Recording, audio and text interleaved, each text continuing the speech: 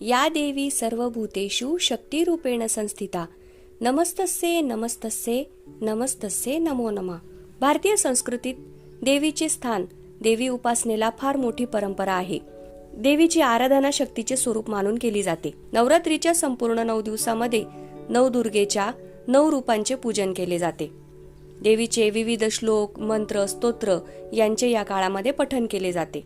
नवरात्रीचा उत्सव म्हणजे साक्षात शक्ती देवतेचा उत्सव आहे. शक्तीच्या म्हणजे दुर्गा देवीची निरनिराळी रूपे आपल्याकडे त्यांची पूजा केली जाते.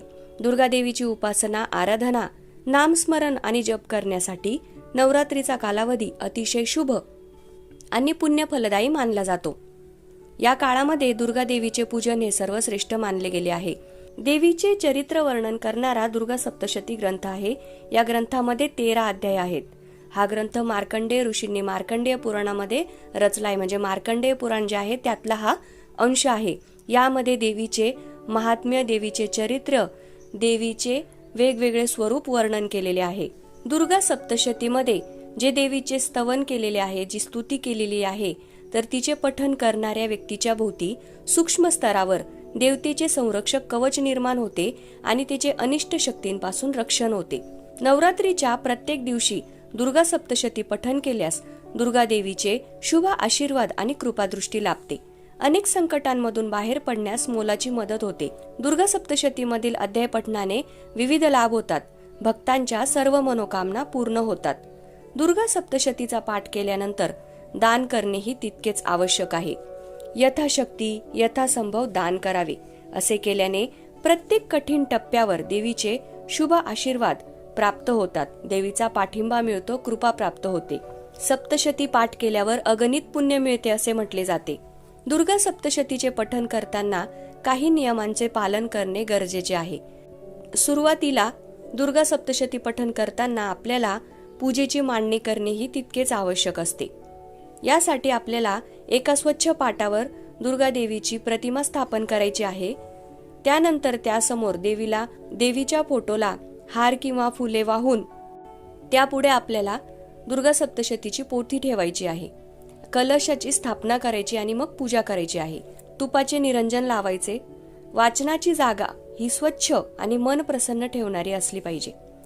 आपण पाठ कशासाठी करत आहोत याचा उच्चार हा संकल्प करून सोडायचा आणि मग वाचनाला सुरुवात करायची. वाचन करताना लक्षात ठेवावे की एकदम मोठमोठ्याने वाचन नकोय किंवा एकदम हळूवार मनातल्या मनात वाचनही नकोय. कमीत कमी आपल्याला स्वतःला ऐकायला येईल एवढ्या आवाजामध्ये सप्तशतीचा पाठ केला पाहिजे.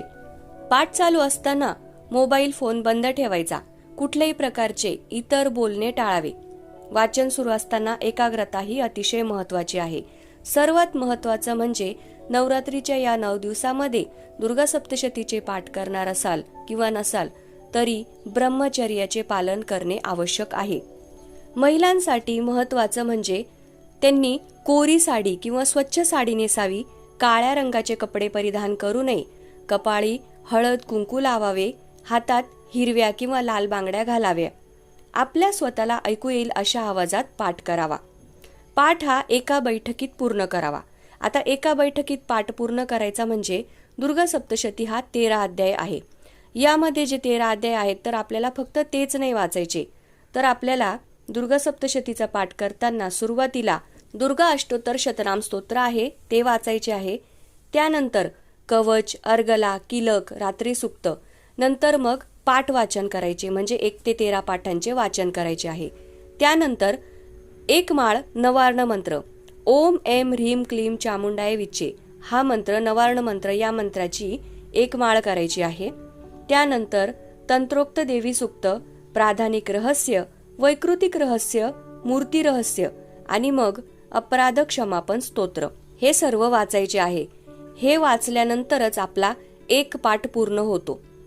म्हणजे सुरुवातीचे स्तोत्र, त्यानंतर 1 ते 13 अध्याय आणि नंतरचे स्तोत्र, तसेच 1 माळ नवार्ण मंत्र हे सर्व म्हटले की मग आपला दुर्गा सप्तशती मधला एक पाठ पूर्ण होतो. हा एक पाठ आपल्याला एका बैठकीत पूर्ण करायचा आहे.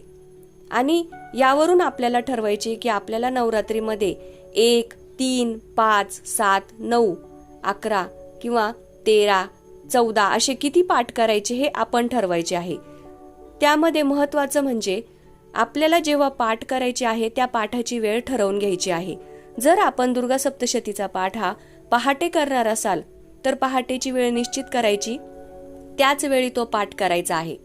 नंतर आपल्याला जर सकाळी 8 किंवा 9 वाजेनंतर पाठ करायचा असेल तर म्हणजे ती वेळ ठरवून घ्यायची, त्याच वेळी पाठ झाला पाहिजे. असं नाही की आज सकाळी केला उद्या संध्याकाळी, तर वेळ ही महत्वाची असते.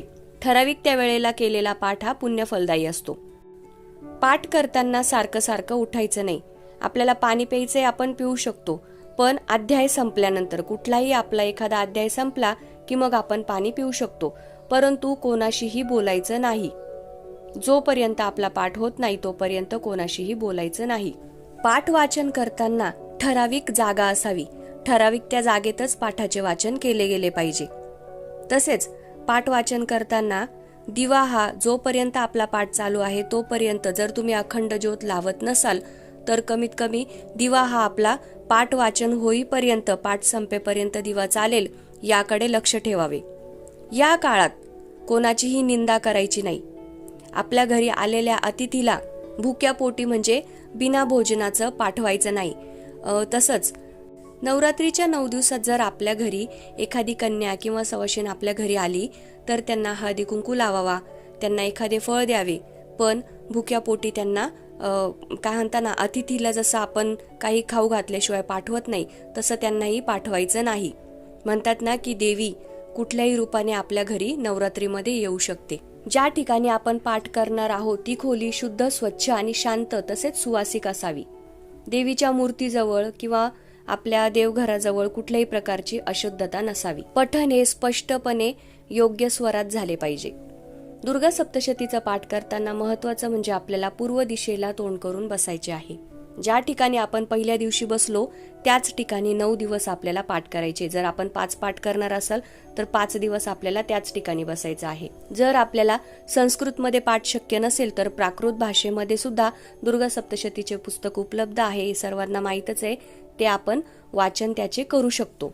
या काळात आपण जर उपवास करू शकत असाल तर चांगलेच, आणि नाही उपवास करू शकत असाल तर पाठ करत असताना जर आपण पाठ वाचन करतोय, कांदा लसूण वर्ज्य आहे. कांदा लसूण या काळात खायचा नाही. 9 दिवस देवीची शास्त्रशुद्ध पूजा करायची. खोटे बोलणे, क्रोध, लोभ, मत्सर करायचा नाही. नवरात्रीमध्ये कन्यापूजन केले तर आपल्याला दुर्गा सप्तशती पाठाचे आणखी चांगले फळ मिळते. तर ही होती दुर्गा सप्तशती पाठाबद्दलची माहिती. जर व्हिडिओ आवडला असेल तर व्हिडिओला लाईक करा, शेअर करा आणि संपूर्ण धार्मिक या YouTube चॅनलला सबस्क्राईब करा. धन्यवाद.